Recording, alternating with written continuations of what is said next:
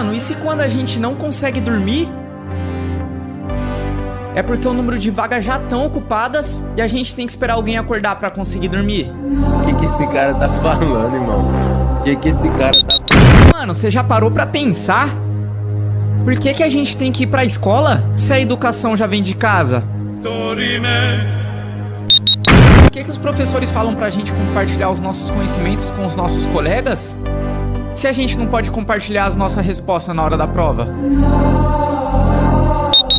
Se 7 mais 7 são 14, então por que 2 semanas tem 15 dias? O mundo tem 8 bilhões de pessoas, então como é que a música Baby Shark tem mais de 15 bilhões de views? Por que serve o botão de trancar o carro? Se roubar é ilegal.